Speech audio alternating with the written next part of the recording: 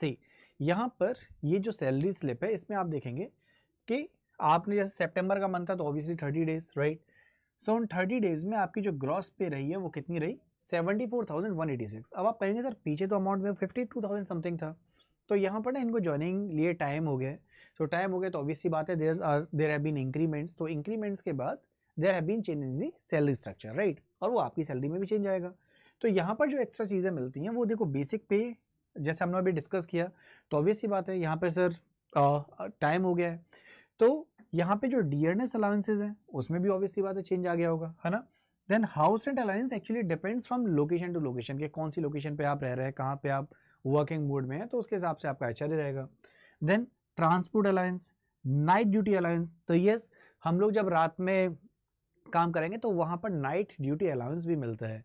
Even अगर आप extra काम करें तो वहाँ पे ओवर टाइम अलाउंस भी होता है, तो इट डिपेंड्स कि हम लोगों ने से कितना ओवर टाइम किया है नाइट ड्यूटी वाले पार्ट पे।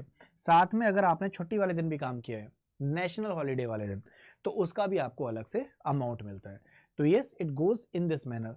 अब यहाँ पे साथ में फिर क्या होगा कि आपके कुछ डिडक्शंस भी होंगे, तो there are some deductions as well, है ना।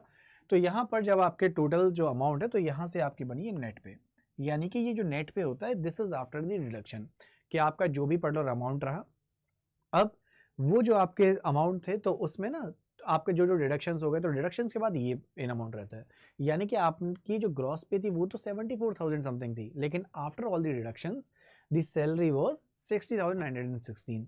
तो यानी कि इस तरीके से सैलरी स्ट्रक्चर रहता है। लेकिन क्या ये सिर्फ सैलरी वाले पार्ट पर ही हमको बस बेनिफिट मिल रही है रेलवे से? नहीं, there are other benefits as well, जो कि मैं आपके लिए अलग से एक सेशन लेके आऊंगा जहां पर मैं डिस्कस करूंगा। So what are they, you know. तो यहाँ पर इस सैलरी के अलावा you get the travel pass. अब ट्रेवल पास तो आप अच्छे से जानते हैं कि सर हम लोगों को घूमने के लिए अलग से पैसा खर्च नहीं करना है, और आपको मैं आप नेक्स्ट टाइम जब आऊँगा तो आपको टिकट भी दिखाऊंगा। उस टिकट पर पता है जब आप ट्रेवल करते हो क्या लिख के आता है, ₹0 ओनली। यस, सुनने में अजीब लग रहा होगा बट दैट्स ट्रू। आप में से जो रेलवे एम्प्लॉयज़ हैं जो ALP के फॉर्म में भी काम कर रहे हैं, काफ़ी कैंडिडेट्स हैं, या फिर आप रेलवेज बैकग्राउंड से, तो आप अच्छे से जानते होंगे जब हम लोग टिकट करते हैं तो हमने जब पास का यूज़ किया तो उसमें जो अमाउंट है वो 0 लिख के आता है। अपार्ट फ्रॉम दैट ट्रेवल पास के अलावा आपको मिलते हैं हॉलीडे होम्स। अब ये हॉलीडे होम्स क्या है?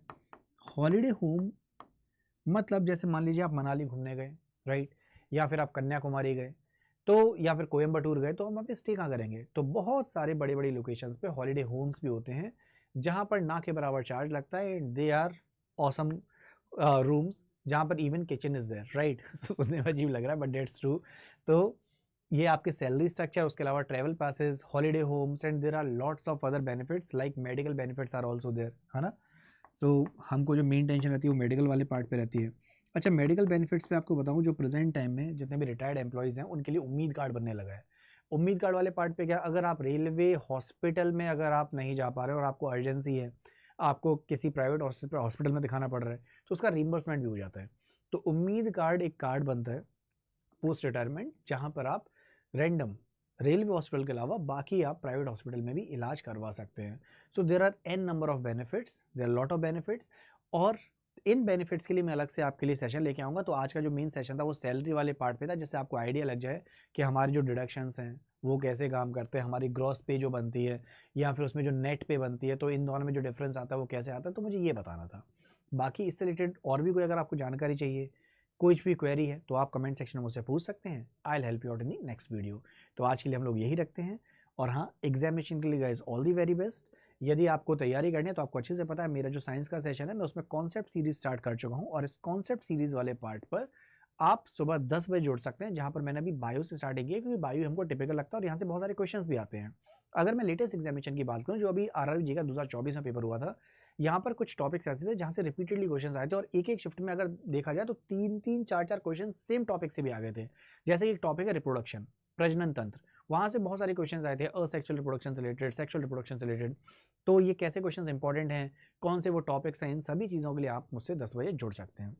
लेकिन अगर आप चाहते हैं पेड बैच में ज्वाइन करना, तो यस आप पेड बैच में भी एनरोल कर सकते हैं। तो आपका बैच RRBJ का 7 तारीख से स्टार्ट हो रहा है, और फॉर मैक्सिमम डिस्काउंट आप कोड यूज़ कर सकते हैं Y723। तो कोई भी बुक लेनी है या फिर कोई भी बैच है, so for that you can use the code Y723 and you can avail the maximum discount. तो आज के लिए फिर इतना ही रखते हैं।